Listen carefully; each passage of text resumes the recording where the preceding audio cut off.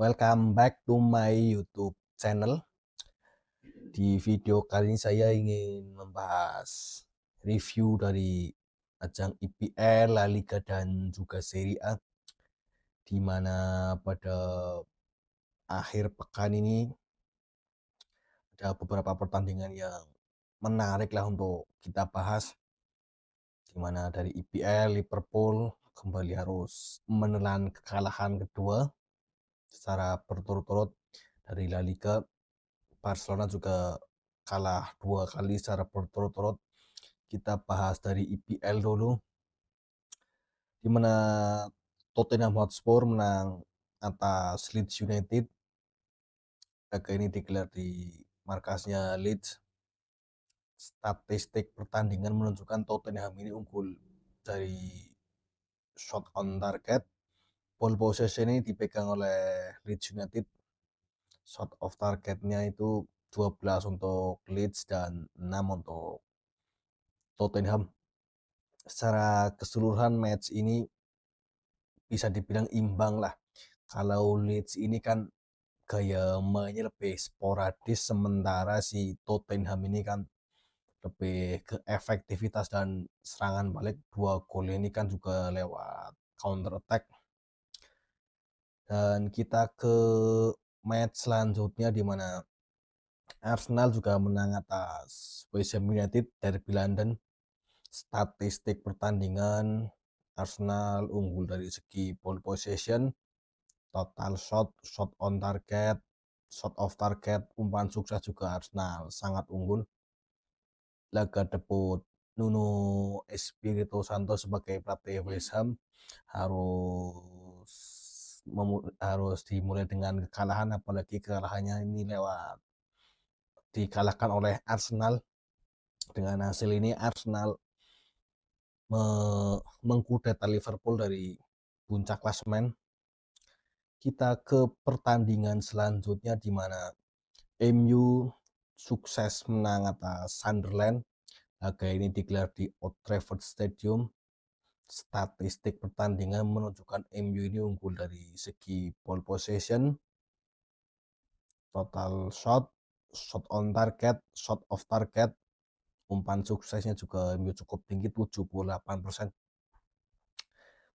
MU sangat dominan, terutama itu dari sektor sebelah kanan yang diisi oleh Bryan Mbeumo dan si Amad Diallo. Gol pertama itu kan berawal dari sisi sebelah kanan, di mana si Mason Mount mendapat assist dari seorang Mbeumo. Dan untuk sektor sebelah kiri ini memang menjadi masalah, di mana Dalot ini udah berkali-kali bermain jelek tapi tetap masih diberi kesempatan. Ya bingung juga sih sebagai Amorim sebagai pelatihnya MU, karena untuk sektor kiri pilihannya hanya Dalot dan Dorgu. Dorgu pun juga bukan levelnya MU lah. Kita ke pertandingan selanjutnya, di mana super big match antara Chelsea kontra Liverpool. Laga ini digelar di Stamford Bridge. Statistik pertandingan menunjukkan Chelsea ini sedikit lebih unggul lah dari segi ball possession. Shot on targetnya sama, shot off targetnya Liverpool unggul.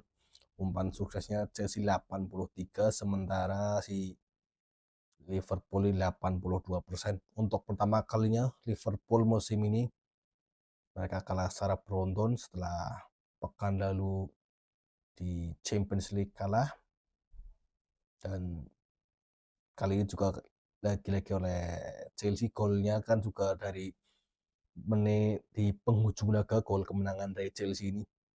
Nah, 2 kali kekalahan beruntun ini kan bukan berarti kebetulan. Di awal musim sekitar 3 atau 4 match pertama ini kan Liverpool nggak pernah main bagus, cuman mereka bermain efektif dan mentalitas mereka bagus, tetapi pada pertandingan 2 atau 3 kali ini mereka bermain sangat jelek. Dan selamat kepada Chelsea dan fansnya yang berhasil meraih kemenangan pada pekan ini. Kita ke pertandingan selanjutnya, itu antara Brentford melawan Manchester City. Laga ini digelar di kandangnya Brentford dari segala segi Manchester City sangat unggul, total shot on target, ball possession dan lain-lain. Tetapi yang jadi masalah dengan City adalah kreativitas mereka. Mereka hanya bisa menciptakan 4 shot on target, tapi Erling Haaland menjadi pembeda pada laga kali ini. Ia membuktikan bahwa dia adalah salah satu striker terbaik di IPL, bahkan Eropa saat ini. Haaland ini tidak perlu bermain bagus, ya tak tampil sangat efektif. Ya pada gol tersebut kan body balance-nya sangat bagus. Dan untuk klasemen sementara Liga Inggris, di puncak klasemen Arsenal peringkat pertama setelah mereka menang 2-0 atas West Ham.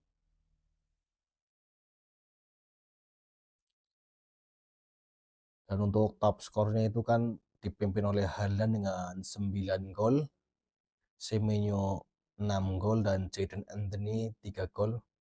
Kita ke ajang La Liga di mana Real Madrid secara meyakinkan menang atas Villarreal. Statistik pertandingan menunjukkan Madrid ini unggul dari segala segi, baik ball possession, shot on target, shot off target, dan lain-lain. Dengan hasil ini mereka menggeser Barcelona dari puncak klasemen. Madrid tampil sangat mendominasi, di mana lagi-lagi Mbappe menjadi tokoh utama. Ia berhasil mencetak gol, dan juga Vini. Duet Vini dan Mbappe ini di La Liga adalah yang paling subur. Selamat kepada Madrid dan fansnya yang berhasil mengkudeta Barcelona dari puncak klasemen. Kita ke pertandingan selanjutnya, di mana Barcelona mengejutkan kalah 4-1 oleh Sevilla. Ini adalah kekalahan kedua mereka setelah pada Champions League mereka juga kalah oleh PSG. Statistik pertandingan menunjukkan Barca ini unggul dari segi ball possession, total shot on target mereka 5, shot off target mereka 8. Yang menjadi masalah dengan Barca ini adalah lini pertahanannya. Ya mungkin Barca ini kan mereka tampil tanpa beberapa pemain inti seperti Yamal, Rapinya juga belum fit atau nggak tahu. Sementara si Ferran Torres tampil jelek lah, dan terutama itu backnya Barcelona, Koundé ini semenjak cedera belum menemukan performa terbaiknya lah. Pertahanan Barca ini sejak musim lalu masih menjadi masalah. Kalau musim lalu kan tidak banyak yang cedera, lini depan mereka juga tampil sangat produktif, tapi musim ini banyak yang cedera, sehingga produktivitas Barca untuk pada laga kali ini menurun lah. Dan untuk klasemen sementara saat ini Real Madrid dengan 21 poin, Barcelona dengan 19 poin di peringkat kedua, dan peringkat tiga Villarreal dengan 16 poin. Dan untuk kita ke ajang Serie A, di mana Napoli menang atas Genoa. Statistik pertandingan menunjukkan Napoli ini unggul dari segi ball possession, total shot mereka unggul, shot on target mereka juga unggul. Tapi yang jadi masalah dengan Napoli adalah efektivitas mereka, dan lagi-lagi harus digendong oleh De Bruyne di lini tengah. Napoli agak kesulitan pada awal musim ini, mereka kan produktivitasnya sangat minim lah. Kita ke pertandingan selanjutnya, yaitu super big match antara Milan melawan Juventus yang berakhir dengan skor 0-0. Laga ini ya memang layak imbang lah, cuman Milan ini sedikit lebih unggul dari segi shot on target atau menciptakan peluang. 2 atau 3 kali mereka berhasil meng-create peluang yang cukup berbahaya, dan penalti si Pulisic kan juga nggak masuk. Dari sisi Juve mereka ya dipaksa bermain bertahan lah. Milan ini sangat dimotori Luka Modric di lini tengah. Dan kita ke pertandingan selanjutnya, di mana Inter Milan juga meraih kemenangan atas Cremonese. Statistik pertandingan menunjukkan Inter ini unggul dari segala segi, ball possession, total shot, shot on target, dan lain-lain. Setelah 2 atau 3 kali pada Serie A Inter ini tampil jelek, akhirnya mereka menang. Dan untuk klasemen sementara Serie A dipimpin oleh Napoli dengan 15 poin, peringkat 2 AS Roma dengan 15 poin, mereka hanya kalah selisih gol.